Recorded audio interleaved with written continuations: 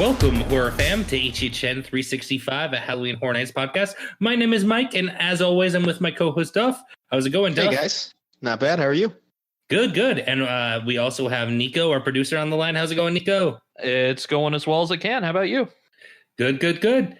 And then we also have a guest on this show, a voice you may be familiar with if you listen to the show. We've had him on a couple of times. We always said that we would have him back when we started talking about some of the older years, and this show we are going to do that. That's Erick.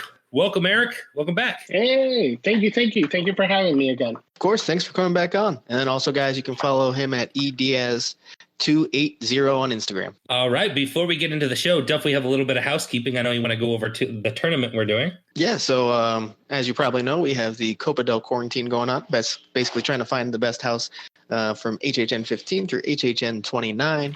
And by the time you hear this, we're going to be finishing up the group stages and moving into the single elimination bracket. So we're getting good participation, and hopefully that just keeps going up as it gets more interesting battles coming. Yeah, the battles are going to be really fun here. A lot of them are kind of, for these rounds have been kind of shoe-ins. Not a lot of battling. I think we're going to. The later years have been closer, though. The later years have definitely been a little closer. Yeah, the ones we have going right now. Yeah, there's some tight ones. Nice. Yeah, these battles are going to be awesome coming up. That's going to be fun to see. News. Let's hop right into the news. There is kind of a lot of news. It's all kind of solemn quarantine related, so apologize in advance, but it is important to go over it. A new survey was released to the guests of annual pass holders mostly. Who got this survey? Usually annual pass holders. Yeah, I didn't get this APs. one, but it's usually APs that get stuff like this or frequent guests too. I also didn't get it either, but Yeah, I believe it was APs. Yeah, so it went out to APs, and it was basically them floating ideas out to guests of what would be like the most comfortable or things they would be comfortable with when the parks did open to combat COVID-19. Some of the things that were on there are kind of things that we've talked about on our COVID show. So that's interesting to see that they are definitely doing things that we talked about. Some of them are also pretty crazy. Should we just hop into the list of things that they put on there? Run right through it. Why not? Sure. So they were one of the options were requiring all guests to wear face masks while in the park, touch-free payments, which I think we'll see. That's not too crazy. Limiting attendance to 50% park capacity. That's not ever going to happen.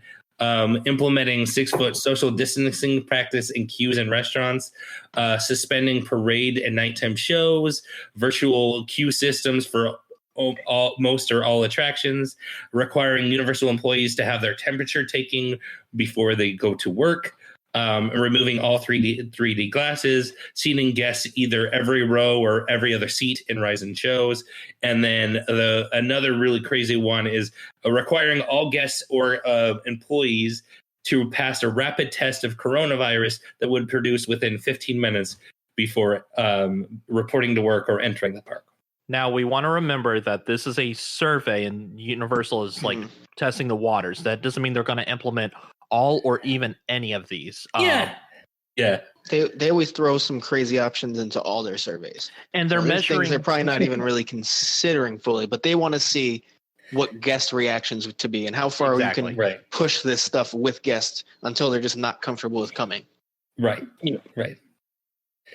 Or what would make them comfortable enough. Right. I think the 3D glasses and the requiring Universal employees to have the temperature taken, I think both of those are definitely going to be a given. Yeah, we've seen that Universal isn't afraid to take away the 3D element of their attraction with Despicable Me. They did that in the Orlando one, so it matches the Hollywood attraction.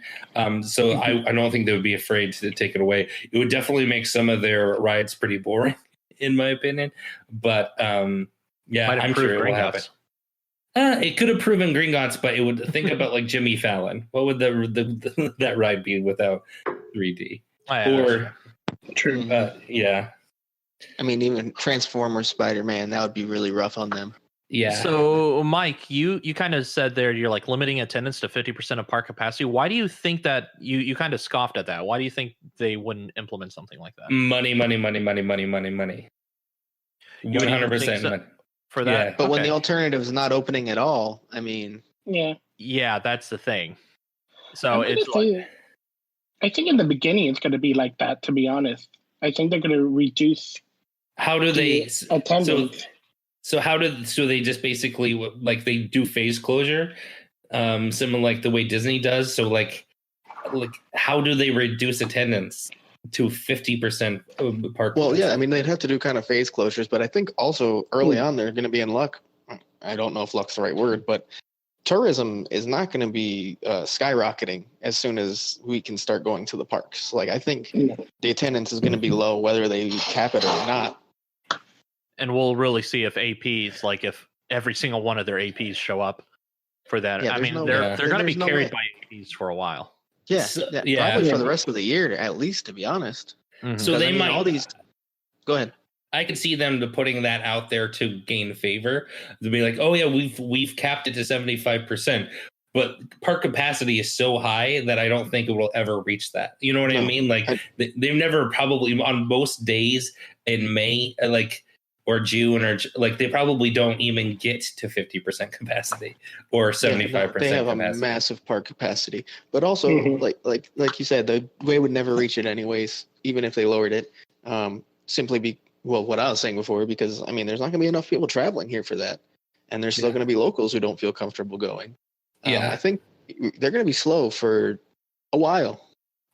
Also, I think we have reached the end of please fill in all available space. Right.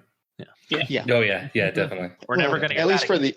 I don't know. I wouldn't say For a never. year or two. I would not say never. I think by next year, depending on like I don't want to jinx this, but like a potential second wave, I think by next year we'll be hearing fill in all available space again. Especially due to the overzealous coordinators at the Haunted Mansion. No, I mean,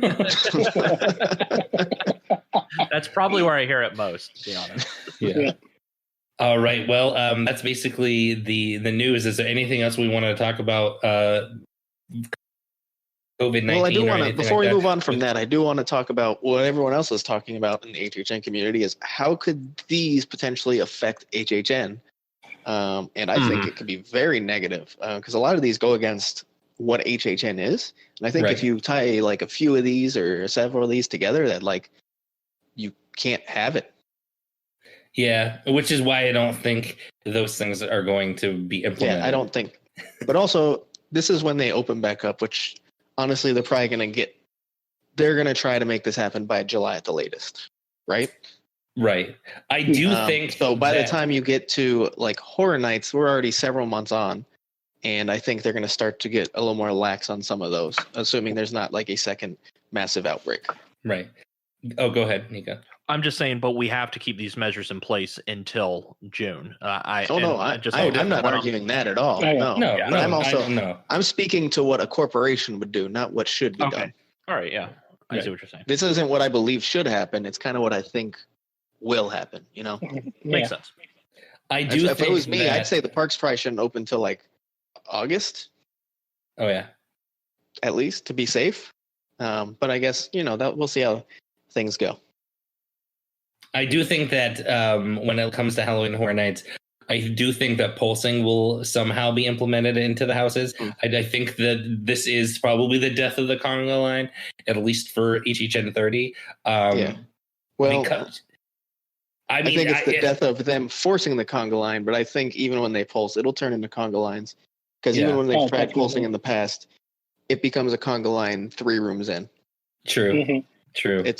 Unless you are a smaller capacity place that can like pulse and hold like a lot of time between groups, you're gonna get a conga line. That's just how it works. Do you start seeing cast members almost do the opposite of what they've been doing, where they kind of hold guests and be like, just wait right here for a second inside I've heard the house? that mentioned a lot. That would help maybe.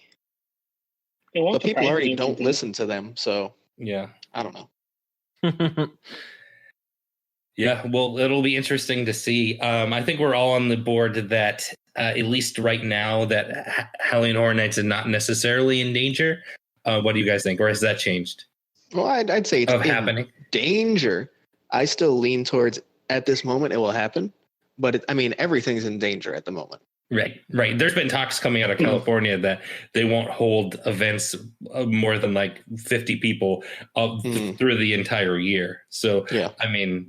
There is also talks that theme parks might necessarily not be included in that. I don't know how that works, but whatever. I don't either, but who knows? Well, because in a theme park, you spread people out. So that's impossible at a concert, you got 40,000 people all in a small area. But at a theme park, you have 40,000 people that are spread out throughout multiple. And you can take further measures at the theme park to spread them out further. And you can, yeah. And especially the Orlando parks are set up to handle crowd control and to put guests in certain areas before they can go into other areas. So right. Well, it's interesting to see what will happen. Any rumor stuff? Moving on. No, nothing really on the rumor mill. I did want to bring up the backstage photo that's kind of popped up, and we had a couple people tag us in it. We had a few people ask us about it, and we'll talk about it. Of course, we're not going to be the outlet that's going to post backstage photos or anything like that. So don't expect that from us. Yeah. Also, there's it's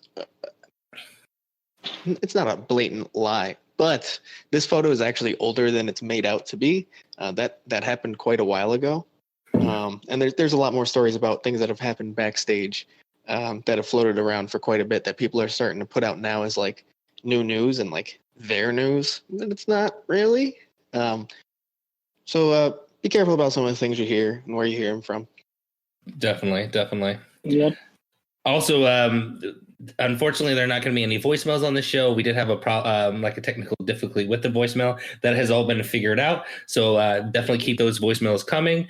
And you can also, I actually have been able to set it for Do Not Disturb. So you can send those voicemails anytime you want, 4 a.m, 3 a.m. It will go directly to the voicemail mailbox. So feel free to send those whenever you like. All right, let's hop right into the show. We decided for this show, we wanted to we didn't really get to, for our last show, we really talk about Scarezones too much on our crazy list. We did talk about one scare zone, but I know there was a ton of other Scarezones we really wanted to add to the list, and we just didn't really end up getting them on there. So we wanted to, this year, just focus on the top 10 weirdest or craziest goofiest scare zones from HHN history. Oh boy. Yeah. Mm-hmm. And there's some good ones on there for sure. Nico, we brought Erick on for this episode because he's been going for a long time, so we thought he'd be perfect fit. Yep. Yeah. Remind us, what was your first year, Erick? It's between either HHN 5 or HHN 6. So yeah, you basically almost everything. You've been for the Scare Zone era. You've been basically every single one. Yes, I have. Awesome. All right, let's get into the list. Again, like last week, in really no particular order. Top 10, but there's no order. And then let's hop right into honorable mentions because I know we have a few. All right, perfect. Yeah, I think we should probably actually start with the one that we spoke about last week. We obviously aren't going to include it in this list, as it made another list that was very similar. But Booville, at Islands of Adventure and Seuss Landing, there were no scare actors. It was foggy, and the Grinch scared a bunch of Who's. That's the summary. Yeah, it's a very weird scare zone that it was included on the park map. All right. Also, I wanted to include Dark Reflections from HHN 18. This was an unofficial scare zone, but if you did through the website and played the game, you found out about this scare zone. It was right at the front entrance, and it was basically just a bunch of Bloody Mary masked people, and they were just in basically a silver jumpsuit and a weird silver mask, and it was really weird. Yeah, their mask was like a mirror. It was strange, very strange. That's strange. Yeah. How about you take the next one? Sure. So I think let's tie it back to last week a little bit again. Our crazy list included the house Project Evolution, which was the Jurassic Park house. It also had a scare zone tied into that. This was called JP Extinction. We're going back to HHN 22 here. So basically, same story. You have the human dinosaur hybrids, and they were walking around. And Eric, I know you have some memories of this experience, right? I do. It was actually a kind of scary scare zone because, of course, it took place in the Jurassic Park area of Islands of Adventure. So the scare actors were literally hiding in the bushes, and they would just pop out. And it was interesting to see like feet with like a raptor face, or some human with like raptor legs. So those parts were interesting, but it was kind of scary walking at night during that area and people just popping out of the bushes. Yeah, I'd heard good things about it, which is good to hear because I like when these crazy concepts don't suck. But unfortunately, a lot of times they do. Sounds like this one was a hit, luckily. Yep. I know we don't want to go year by year and talking about all the years, but we need to do a show about HHN 12. I think we're gonna have multiple shows about it. We just have 12. to do it. Yeah, we're gonna have an HHN 12. We're gonna have the Eternal Rest package episode for sure. That's coming. Yes, for sure. We'll make it happen. Yeah. So the next one I have on the honorable mention list is from HHN 21. This year is an amazing year. It was my second year. I think it's the year that made me fall in love with HHN, honestly. But the scare zones were kind of whack, and one of them was there is one really, really, really good scare zone. But two really good scare zones, but the others were kind of whack. I'd say one, but carry on. Well, I think 7. 7 is good. I'm a big 7 fan. It's 7 probably my favorite ever. And then the Acid Assault one was good. Yeah, Acid Assault was good. I don't know about really good, but it was good. Go ahead. I'm sorry. Anyway, not about either of those. Canyon of Dark Souls was a scare zone in like the World Expo area. And basically, if you guys remember, guys, it had like these just big black scaffolding that they had on two sides. It kind of made you like you're walking down like this canyon. But it didn't really feel like a canyon at all. It just felt like you were just kind of like in a claustrophobic space. And then they really had to, in order to make it scary, they really had to pump a lot of fog into it. And they didn't really start doing that till the end, where you would actually be kind of scary. And then at some point you really couldn't see where you're walking at all because there was so much fog in that area. It was a pretty weird scare zone. Yeah, it's not uncommon to like be able to judge how bad a scare zone is by how much fog they have to pump into it in an attempt to make it scary. Yeah, this was one of them. Yeah. And I know that there was rumors that they were actually supposed to have like people like swinging back and forth between the scaffolding because structurally it looked like it was built for that, but that never happened. They never had. Imagine? People swinging back. That probably would have made it cooler. Yeah. I don't know if it would have been good at that point, but it would have had some like, kind of strange aspect outside of just being weird and bad. Yeah. And then it won't be the first year that they have people swinging over your head. They did that one year, remember? But doing it in that area, not a good spot. Yeah. And then the last one we have on here, Eric, you wanted to talk about this one.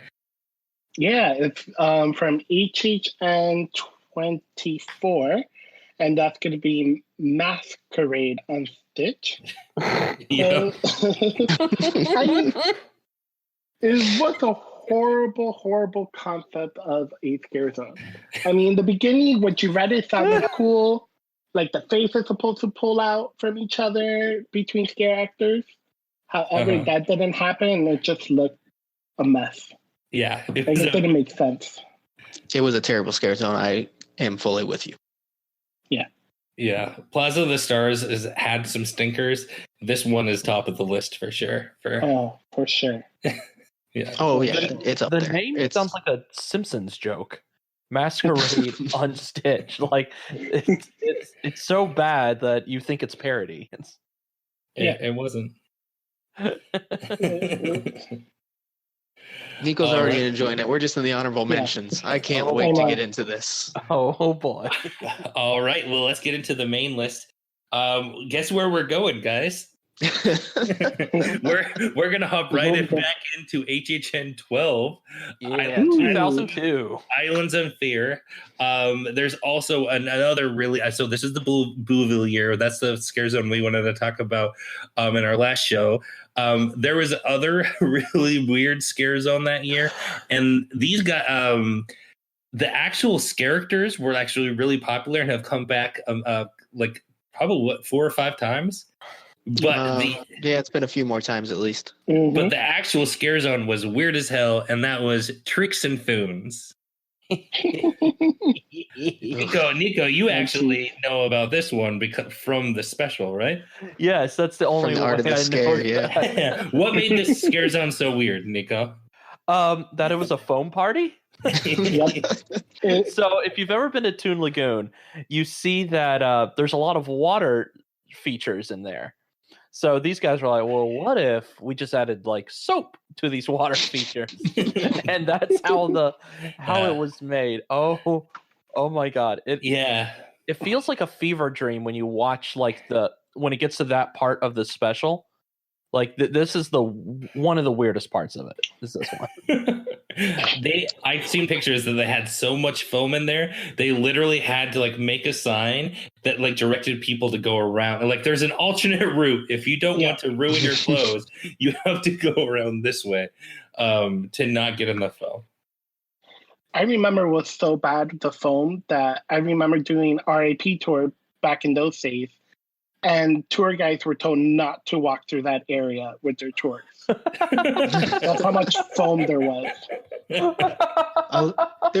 Listen, guys, this scare zone's so bad. Try to avoid it on the tour, okay? We don't want to get any complaints about we don't want to have to comp anyone's shoes or anything. So I remember that. That's crazy. Oh my Mike, God! please tell us a few more details about it, because that's not the only thing that's weird about this zone either. Sure. So there's guests would play, or the scare zone characters would play pranks on guests with certain props like whoopee cushions and water spitting flowers. I've always kind of felt that Tricks and Foons were kind of supposed to be like Tweedledum, Tweedledee-ish, right? Is that kind of what they were going for? I mean, I don't know if that's full. Is that what they were definitely going for? I thought it was like a Spy Kids aesthetic. Okay. That's what I always get, like a Spy Kids vibe from One of the Foons? Yeah, that's exactly what I'm thinking of. Oh man, the Spy Kids scare zone. That would be fantastic. Was Spy Kids even Universal? Maybe. Oh, I'm sure if you give Troublemaker Studios enough money, they'll let you do anything with their IP. I mean, we've had a Robert Rodriguez property at HHN before, so. Oh, geez. True. All right, so moving on. Duff, you're really passionate about this one. Yeah. So this, I didn't get to experience it, but from what I've seen and read, it might be the worst scare zone in history. I'll let Eric talk about that part later because he actually experienced it. But let's start with the description. The fog rises and the bubbles fall as you try to make your way through this island of illusion.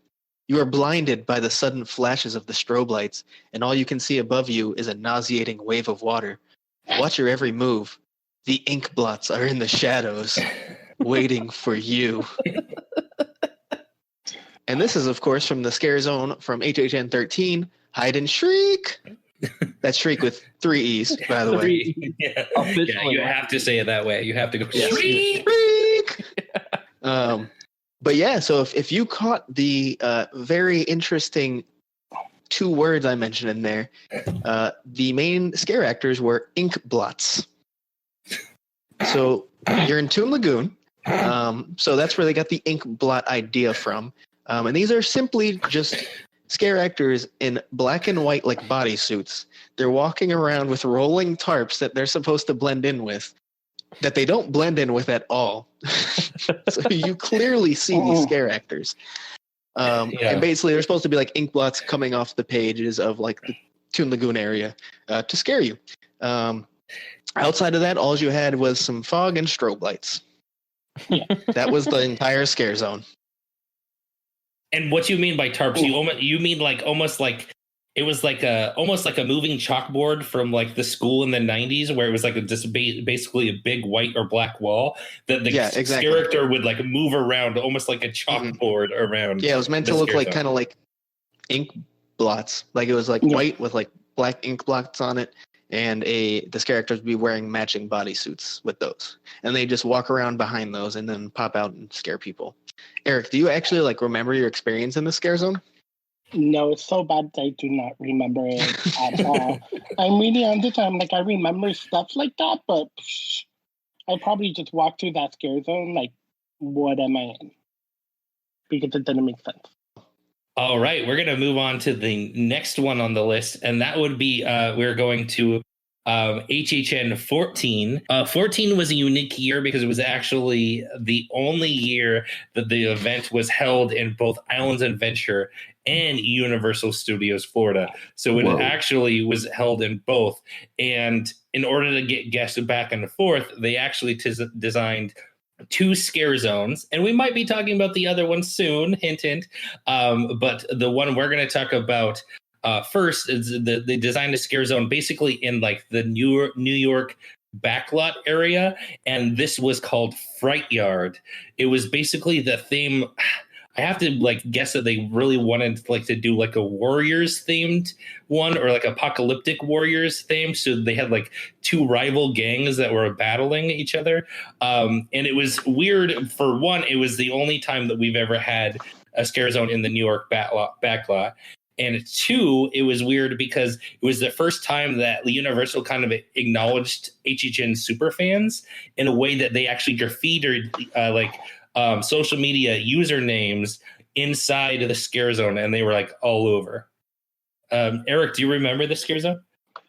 I actually remember the scare zone, and it's true. It was more like post-apocalyptic, like a battle between things. I did not know that they added fans' name or usernames. But I also remember it goes with the theme of the house that was right there, which was Hellgate. Oh, so okay. It blended in with that house. So it was because you kind of were waiting in line with the scare zone. Oh, okay. So you were actually like, in the line, and the scare zone was like all around you? Yeah. That's weird. It was that vibe. Yeah, it was weird, but it was something they needed to do, like you were going between the 2 parks. Yeah, apparently they build like these giant destroyed fake buildings, and there were just like buses and a lot of just like kind of random city shit that was all just like graffitied all over through it. Yeah. And I remember. Duff, do you remember anything about this? I guess a year you did not attend. Yeah, that was 2 years before my time. Gotcha.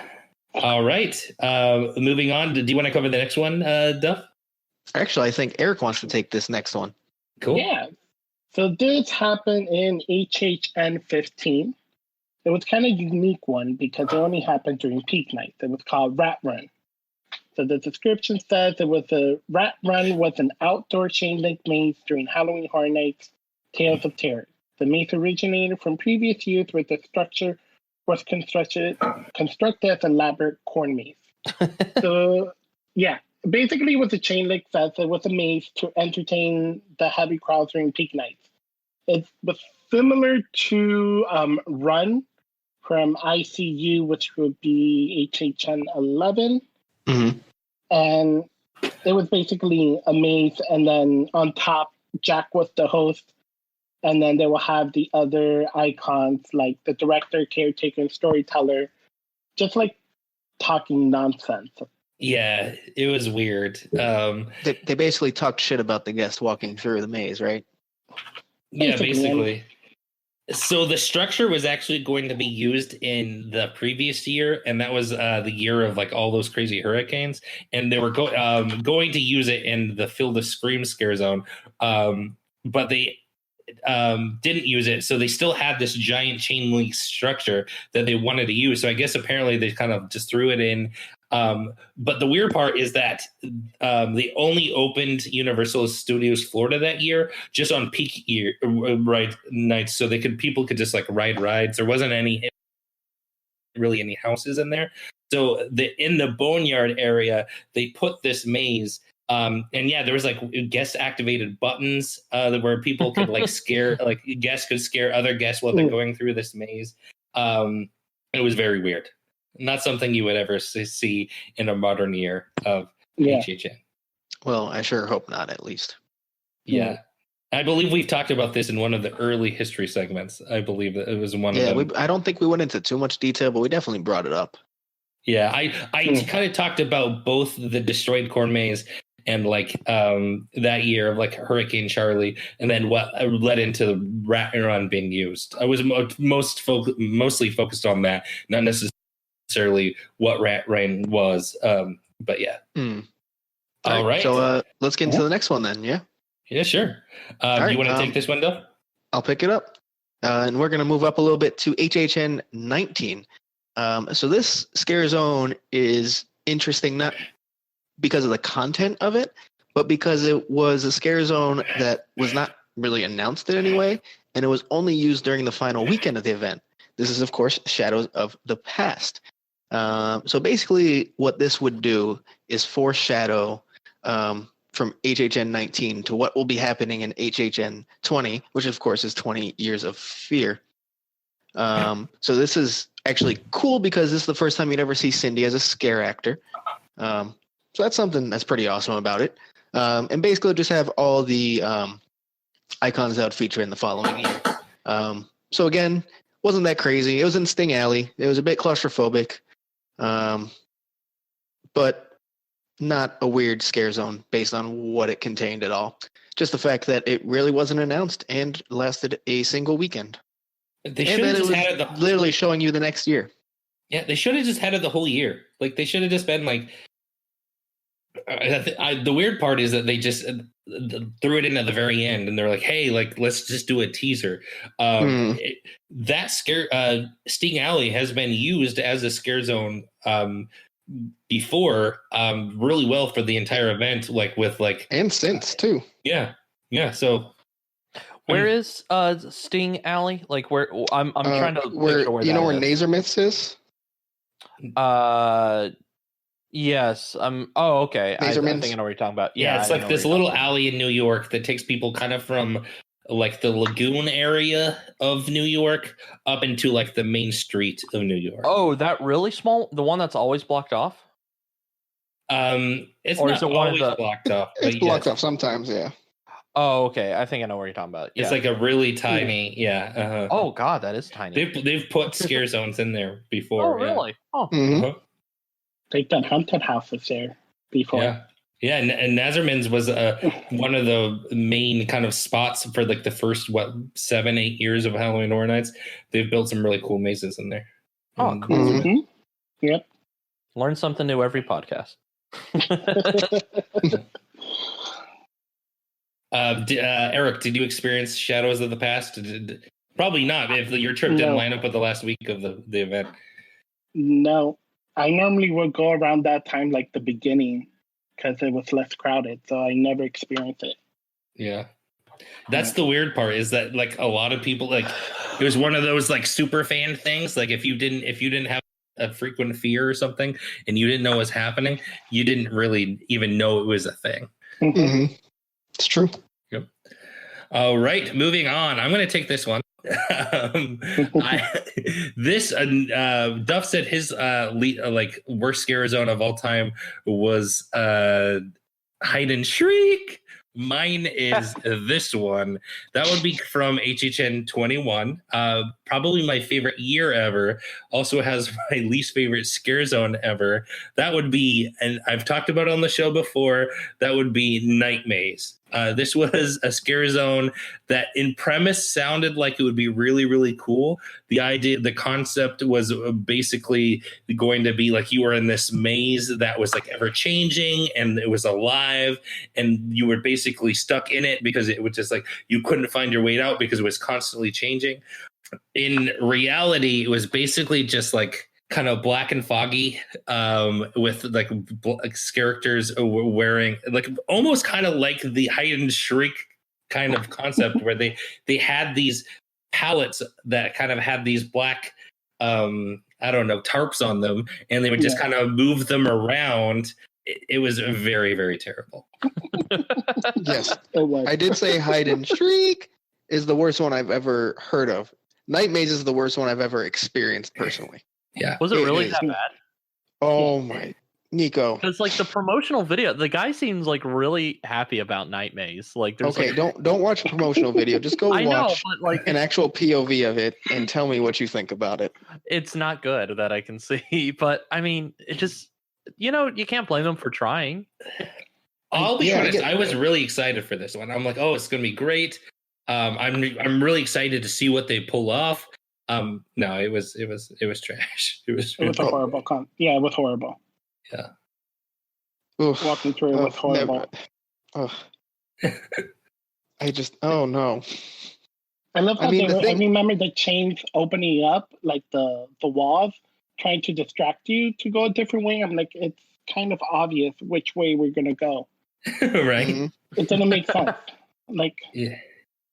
The only thing about it though is there were some good scares in here just because it was very dark and they were wearing all black and they are blending with the all black walls. So there could be some good scares that I It was some good quite a few startles. times. Yeah, for sure. Like if they had, I wouldn't say it was scary in any way, but there was definitely they could startle people if you were drunk and not paying attention. Yeah, they relied on people being shit faced and being very disoriented to get scared. Or if you're just one of those guests who like jump scares get you good, this scare zone could get you. yeah, Right. that scares them did that. Yeah. It But also sucked. seems like a really lazy name. It sounds like the guy that, I don't know, call it Night Maze or something. They just kept it on Night Maze. All right, moving on. Duff, do you want to take the next one? Yeah, sure. So the next one isn't going to be a single scare zone, but more of a concept of scare zone. And we're going to talk about the park-wide scare zones they've done. So we've experienced this, I believe, 3 times. The first being midway of the bazaar back at HHN 17. And then again in HHN 22 and HHN 23, 2 of the worst years ever. Any correlation? Yes. No, because Well- HHN 17 was pretty awesome. So no correlation in my mind. No. Anyways, so we just kind of want to talk about this concept because it's weird. Like, it's not weird. I understand what you're going for. There's nowhere safe. They'll follow you into the bathroom. They won't. Doesn't happen. But it just it did the exact opposite of what it was supposed to do, where there were scares everywhere is how that's promoted. It just turned out the scares were so far spread apart that like you could go whole nights and barely encounter a scare actor in the streets, you know? Yeah. Really? And, yeah. And that all 3 of those years, that was a issue, all 3 of them. And they kept trying it. Luckily they've stopped now. But then specifically HHN 23, it was all The Walking Dead. It was called the Undead Streets. So not only do you have a park-wide scare zone, it's literally just The Walking Dead everywhere you go. And like the Right. different areas were supposed to be like different areas of the show.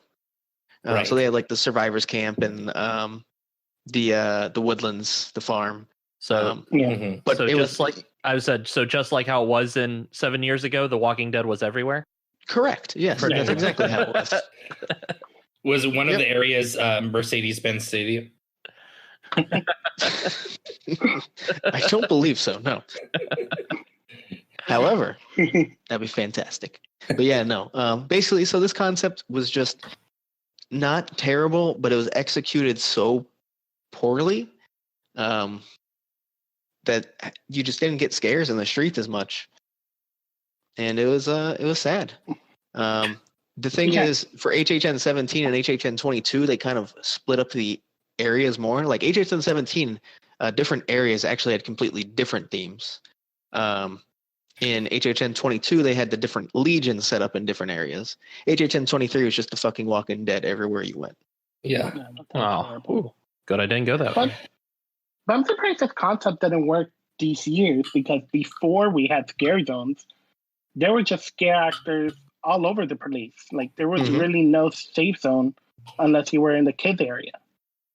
Yeah, and Yeah. smaller So- regional parks still do this. I mean, there are some of like the larger regional parks will have, dedicated scare zones, but a lot of the smaller ones, they'll, like you said, have them walking around, but none of them are to the level of HHN. So I think maybe we had become accustomed to traditional scare zones by this point, right? So we're used to like props and cool sets, and each of these years they were severely lacking on props and sets due to the nature. So maybe especially that's 22. why 22 just really didn't have much, right? No, there was basically just fucking scare actors. the cheap years. Yeah. But I mean, the original days, the earlier years, there was no props really. No, there wasn't. And- but I think at that point, you don't have expectations for what it's going to be. Right. Yeah, I think it's more safety issues. Because right now, there's supervisors looking at the scare actor, making sure everything's safe. Back in those days, I don't think they really cared. Oh, right. No, those are the days that characters could walk around without any character attendance, too. Oh, yeah. And they were walking around with like sharp objects sparking stuff on the floor. Like it was cool. Yeah. I mean, they definitely it does make sense that it's more of a safety thing now too, that keep the scare actors contained in one location. They're easier to keep an eye on. Because I think at this point, if you're like, especially with how photogenic the scare actors are becoming, and they're not photogenic, but people want to take photos of them. They are walking photo ops. I mean, if they're walking around the entire park, you're gonna need like attendants to follow them around, Right. And I think they want to avoid that probably. Also, it's a lot easier to kind of keep the zones different and unique when it's completely split, when there's hard cuts. Yeah, you there's get no your bleeding into each other. You get your money's worth better with independent scare zones, in my opinion. And then again, going back to the issue that they didn't really plus how many scare actors there were, so it just became very sparse between scares in the streets. True. I'll be honest, the only Legion that I remember from the Legion of Horror day like year were like the trick or treat kids, just because they like stood out as like being such unique looking like characters. Like all the other ones like basically blended together. Hold on, stop there, because you cut when you said what it was. You said trick or treaters. I mean, oh, okay. Trick or treaters. I was able to hear the whole thing, so I mean, did you? It cut a slight bit, but I was. I didn't hear any of it. Oh, really? Okay. We can just cut this. Are y'all just ready to go to the next one?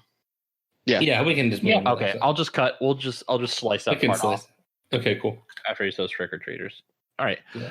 I'll count you in. 5, 4, 3, 2, 1. All right, let's move on to the next one. Duff, do you want to take the next one? Yeah, why not? So we're gonna go to HHN 24 and to a reality TV show as a scare zone. Ooh. That's Face Off in the Flesh. What? Yeah, so this was a scare zone based off the TV show Face Off. And basically they would take not scare actors, but they would take characters from the show and place them into the scare zone. This took place in Hollywood, and it was more like watching the show than an actual scare zone. Yeah. So I have a theory about this one. Not good. I have a theory about this one, and I have nothing to really back it up. Makes a lot of sense. So I believe that this is the first year that they realized that they don't actually have to buy IPs, that they can make money using IPs. So I believe that this was a year that Face Off paid them a bunch of money to be featured in HHN to advertise the television show. In my opinion, Yeah, I could see that. that sci-fi really needed, like, hey, we need to really pitch the show. Let's use Yeah, sci-fi is a Universal channel. Yeah. right. So I feel like this was one of those things like, hey, we really need to pitch this. Universal, the park side of the park, got a bunch of money from probably the television side of the park to use this, in my opinion, to fund this. I can see that. You're absolutely right. Maybe I mean, like it wasn't funded by parks. It was actually funded by sci-fi. Yes, and it was pitched like, "Hey, we need to do some cross promotion here." It's not one of those things where they like the creators really wanted to use this property. It was kind of forced upon them, and money exchanged hands in between the two lines of business. Mm-hmm. And at that time, Face Off was a popular show, and they have created a lot of like mask or prosthetics that could be used in Horror Nights. I mean, a lot of the people from the show have worked for Horror Nights before. Right. So, yeah, it sounds like a slam dunk on paper. It does.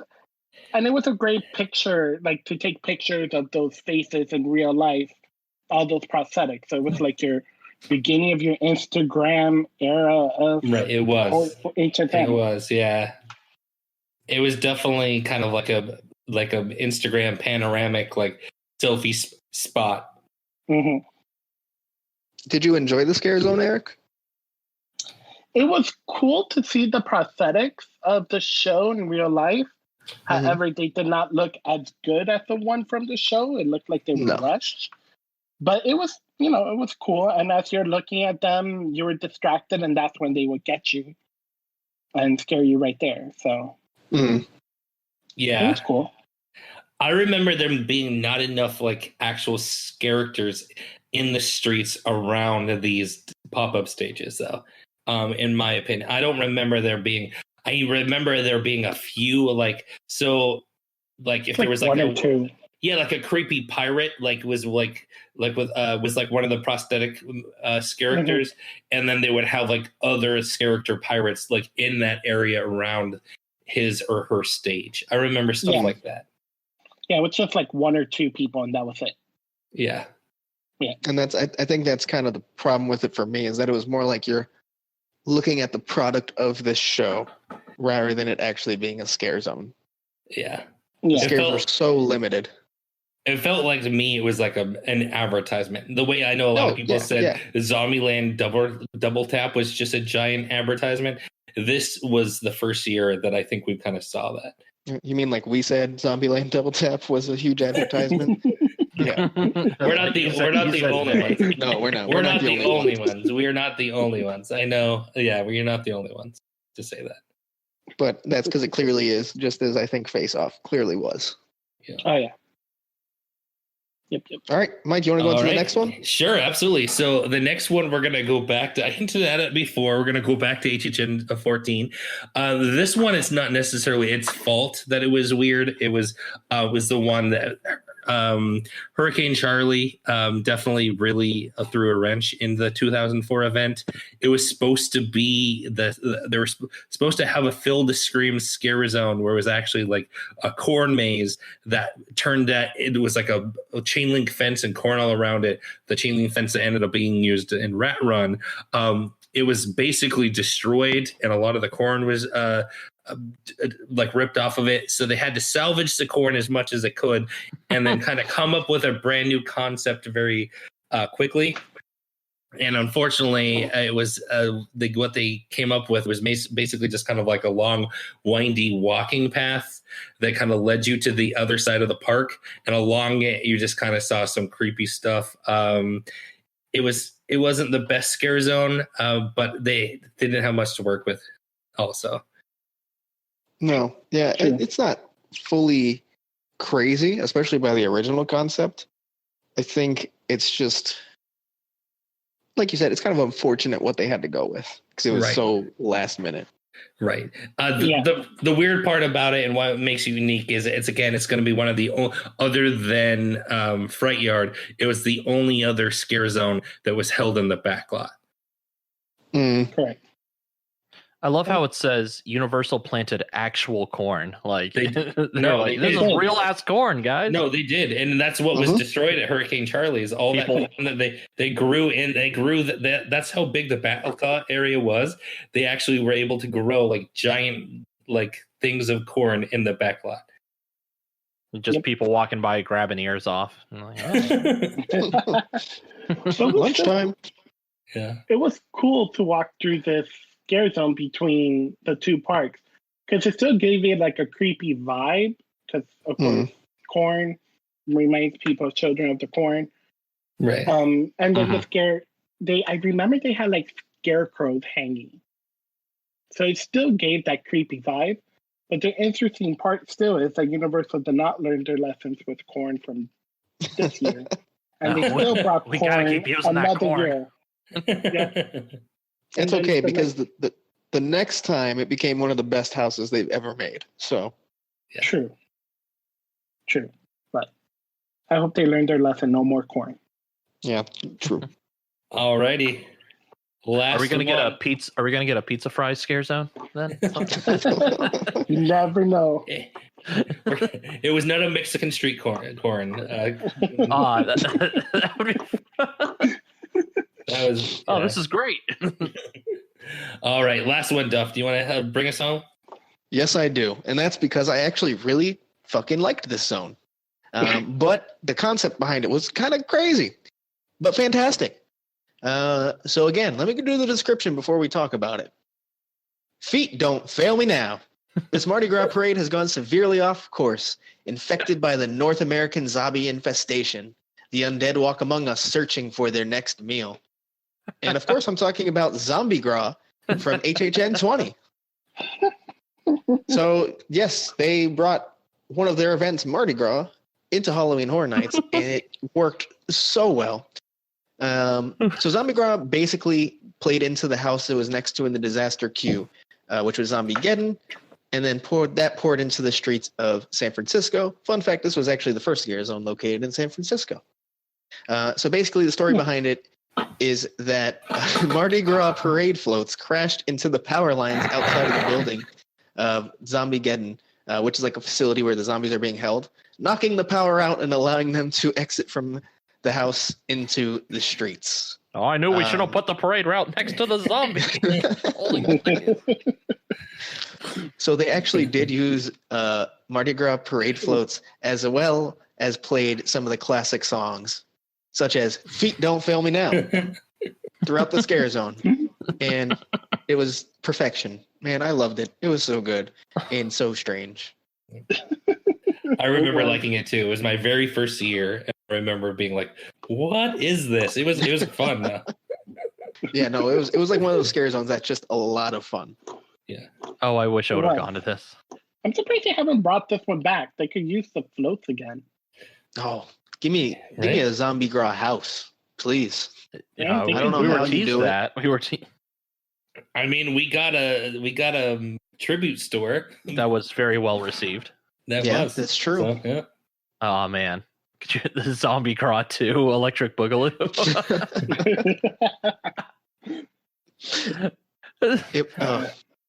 Nico, I think this would have been one of your favorite ever. No, this is still one of my favorites ever. I just love the backstory of it. Oh no, the float's out of control. Yeah. Oh shit, did we just crash on the power lines next to the Zap facility? So Oh, there's zombies in there. did they have like static figures of annual pass holders underneath the floats? Were they beads just dripping in blood hanging from their hands? Did they recruit guests to like sit on the floats and like hand out throw beads still? You just kind of look like you're dying and lightly toss beads at people. Right? The crazy part is people will do it. People will actually do that. But they can only throw red and black beads. Oh. Throw me some beads, mister. Oh